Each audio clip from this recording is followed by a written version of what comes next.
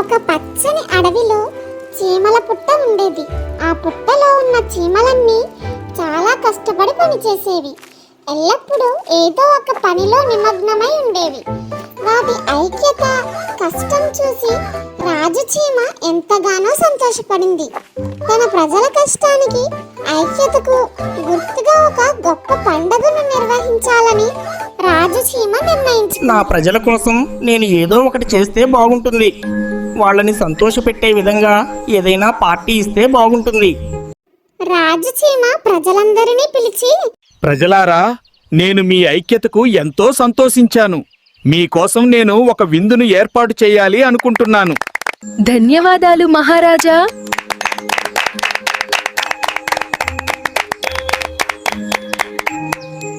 రాజు చీమ ఆదేశాల మేరకు వంట చీమలు వెంటనే పని మొదలుపెట్టాయి.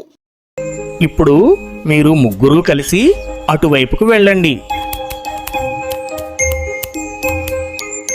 అవి పుల్లట్లను తయారు చేయడం మొదలుపెట్టాయి. పిండి కలపడం, పెంకు వేడి చేయడం, పుల్లట్లు పోయడం అన్నీ చాలా వేగంగా జరుగుతున్నాయి. త్వరగా రండి, రాజుగారు ప్రత్యేకంగా పుల్లట్లు చేయిస్తున్నారట, ఒక చీమ మరో చీమతో అంది. అవునా, పుల్లట్లంటే నాకు చాలా ఇష్టం, ఇంకో చీమ ఆనందంగా గంతులు వేసింది. కొద్దిసేపటికే వేడి వేడి రుచికరమైన పుల్లట్లు సిద్ధమయ్యాయి. పుల్లట్ల సువాసన అడవి అంతా అలుముకుంది. చీమలన్నీ వరుసలో నిలబడి ఒక్కొక్కటిగా పుల్లట్లు తింటున్నాయి. ఆహా, ఎంత బాగున్నాయి పుల్లట్లు అని ఒక చీమ అంది. నిజమే, ఇలాంటి రుచి నేను ఎప్పుడూ చూడలేదు, ఇంకొక చీమ ఆనందంగా అంది. అన్ని చీమలు చాలా సంతోషంగా నవ్వుతూ మాట్లాడుకుంటూ పుల్లట్లు తింటున్నాయి. ఆ రోజున అడవిలో చీమల విందు చాలా అద్భుతంగా జరిగింది. ఈ విందు ద్వారా చీమల మధ్య ఐక్యత, సంతోషం మరింత పెరిగాయి. రాజు చీమ తన ప్రజల సంతోషాన్ని చూసి మురిసిపోయింది. ఆ తర్వాత చీమలన్నీ మరింత ఉత్సాహంగా, ఐక్యతతో తమ పనులను చేసుకున్నాయి.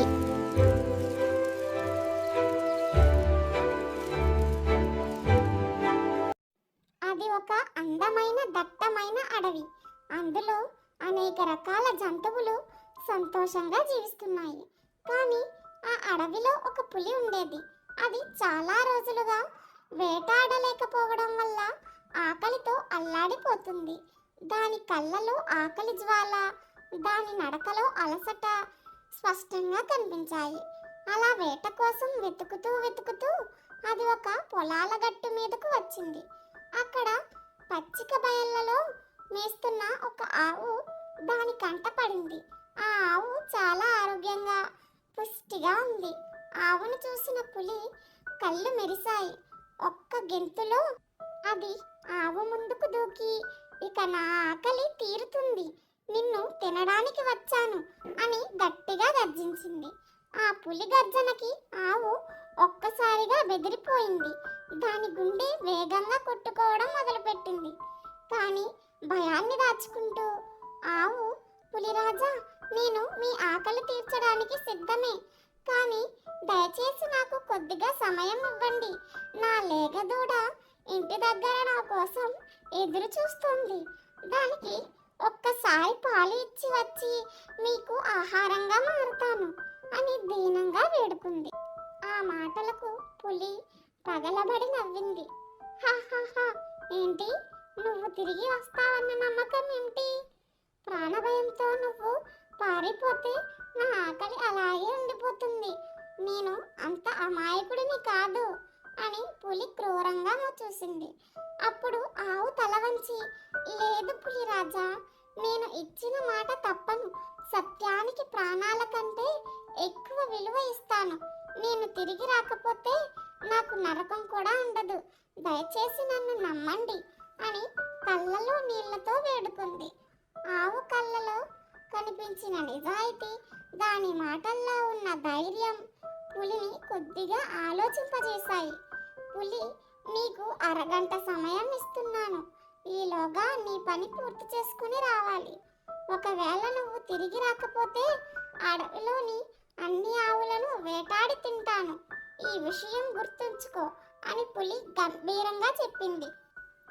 ఆవు సంతోషంగా తల వంచి పులికి కృతజ్ఞతలు చెప్పి తన ఇంటికి పరుగు పెట్టింది. ఇంటి దగ్గర ఆవు దూడ అమ్మ కోసం ఎదురు చూస్తుంది. ఆవు రాగానే దూడ సంతోషంగా దాని చుట్టూ తిరగడం మొదలుపెట్టింది.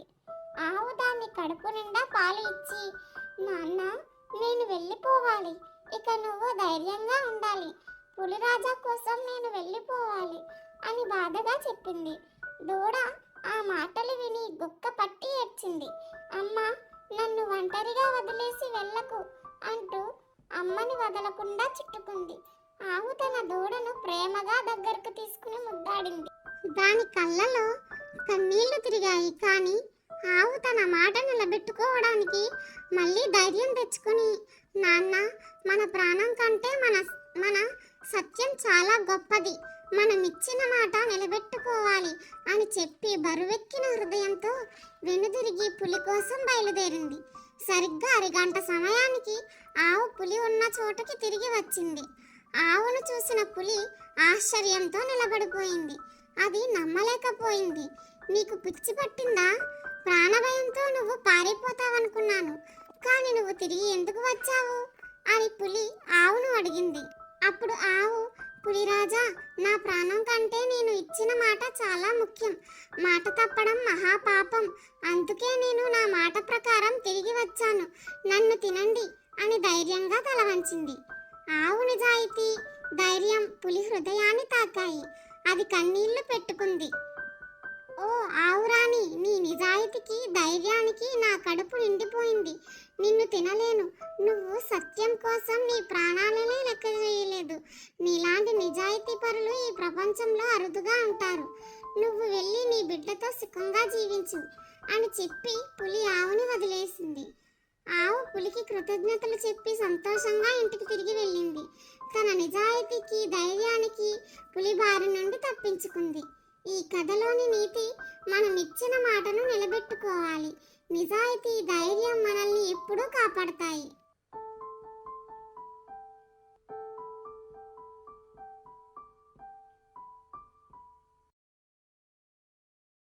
ఒకప్పుడు దట్టమైన అడవిలో ఎన్నో పక్షులు, జంతువులు సంతోషంగా కలిసి ఉండేవి. ఆ అడవికి మధ్యలో ఒక పెద్ద నది ఉంది. చుట్టూ ఎత్తైన చెట్లు, పచ్చని గడ్డితో ఎంతో అందంగా ఉండేది. ఆ అడవిలో బుజ్జి పిచ్చుక దాని తల్లిదండ్రులతో ఒక పెద్ద మామిడి చెట్టు మీద గూడు కట్టుకుని నివసిస్తున్నారు. అదే చెట్టు మీద కోకిల, రామచిలుక, కాకి వంటి పక్షులు కూడా ఉండేవి. ఒకరోజు ఆకాశం నల్లగా మారిపోయింది. బలమైన గాలులు వీయడం మొదలయ్యాయి. బుజ్జి పిచ్చుక భయంతో తన తల్లి దగ్గరకు వెళ్ళి, అమ్మా ఆకాశం ఎందుకు ఇంత నల్లగా ఉంది? గాలి ఇంత గట్టిగా ఎందుకు వేస్తోంది అని అడిగింది. తల్లి పిచ్చుక నవ్వుతూ, అదిగో వాన రాబోతుంది బుజ్జి, జాగ్రత్తగా గూటిలో ఉండు, బయటకు రావద్దు అని చెప్పింది. కొద్దిసేపట్లోనే కొండపోతగా వర్షం మొదలైంది. గాలి వానలకు చెట్లు ఊగిపోతున్నాయి. బుజ్జి పిచ్చుక గూటిలో సురక్షితంగానే ఉంది. కానీ అది చూస్తున్న ఇతర పక్షుల గూళ్ళు వాన నీటిలో తడిసిపోతున్నాయి. గూడు సరిగా లేని పక్షులు ఆ చెట్టు కొమ్మల మీద తలదాచుకోవడానికి చాలా ఇబ్బందులు పడ్డాయి. వాటి ఈకలు తడిచిపోవడంతో ఎగరలేకపోయాయి. అడవి అంతా వాన నీటితో నిండిపోయింది. ఆ సమయంలో ఒక నక్క గొడుగు పట్టుకుని అడవిలో తిరుగుతుంది. బుజ్జి పిచ్చుక నక్కను చూసి ఆశ్చర్యపోయింది. నక్క మామ, నువ్వు వానలో తడవకుండా ఎలా ఉన్నావు అని అడిగింది. బబ్లు నక్క నవ్వుతూ, అయ్యో బుజ్జి పిచ్చుక, మనిషి స్నేహితుడు నాకు ఈ గొడుగు ఇచ్చాడు, దీనివల్ల నేను తడవకుండా ఉన్నాను అని చెప్పింది. అప్పుడు బుజ్జి పిచ్చుక బాధగా, నక్క మామ, మా అడవిలో అన్ని పక్షులు వర్షంలో తడిసిపోతున్నాయి, వాటికి సహాయం చేయగలవా అని బ్రతిమాలింది. నక్కకు జాలి కలిగింది. తప్పకుండా నేను సహాయం చేస్తాను. ఈ గొడుగు ఒక్కటే ఉంది, కానీ నేను ఒక ఉపాయం చెబుతాను. మీరంతా మీ తల్లిదండ్రులను అడగండి. చిన్న చిన్న ఆకులు, ఎండుగడ్డితో మీ గూళ్ళు మరింత గట్టిగా కట్టుకోవచ్చు. అప్పుడు వర్షం వచ్చినా తడవకుండా ఉంటారు. ఇప్పుడు నేను ఈ గొడుగుతో మీకు సహాయం చేస్తాను. మనం తడిసిన వారందరికీ తలదాచుకోవడానికి ఒక సురక్షితమైన స్థలం కనుక్కుందాం అని అంది. అప్పుడు బబ్లు నక్క పక్షులన్నిటినీ దాని గొడుగు కింద చేర్చుకుంది. అవి భయపడకుండా నక్క సహాయంతో అడవిలో ఉన్న ఒక పెద్ద గుహ దగ్గరికి వెళ్ళాయి. ఆ గుహ లోపలికి వర్షం నీరు రాలేదు. అన్ని పక్షులు సురక్షితంగా తలదాచుకున్నాయి. వర్షం ఆగిపోయింది. సూర్యుడు మళ్ళీ కనిపించాడు. బుజ్జి పిచ్చుక దాని స్నేహితులు నక్కకు ధన్యవాదాలు చెప్పాయి. నక్క మామ, నీ సహాయం మర్చిపోలేము. నువ్వు లేకపోతే మేము చాలా కష్టపడేవాళ్ళం అని చెప్పాయి. నక్క నవ్వుతూ, మిత్రులారా, నేను ఒకడినే కాదు, మీరు అందరూ కలిసి మీ గూళ్ళను మరింత గట్టిగా నిర్మించుకోవాలి. అప్పుడు ఇంకోసారి వర్షం వచ్చినా మీకు ఎంత కష్టం ఉండదు. అందరూ కలిసి మెలిసి ఉంటే ఏ కష్టాన్నైనా ఎదుర్కోవచ్చు అని సలహా ఇచ్చింది. అప్పటి నుండి పక్షులన్నీ నక్క సలహా పాటించాయి. అవి గూళ్ళను మరింత పటిష్టంగా కట్టుకున్నాయి. వర్షాకాలం మళ్ళీ వచ్చినప్పుడు వాటికి పెద్ద కష్టాలు ఎదురవ్వలేదు. వాటికి ఒకరికొకరు సహాయం చేసుకోవడం ఎంత ముఖ్యమో కూడా అర్థమైంది. ఎలాంటి కష్టమైనా అందరూ కలిసికట్టుగా ఐకమత్యంతో ఉంటే తప్పకుండా జయించవచ్చు. అంతేకాకుండా ముందు జాగ్రత్తగా ఉండడం మనల్ని అనేక సమస్యల నుంచి కాపాడుతుంది. Subscribe, like. Thanks for watching.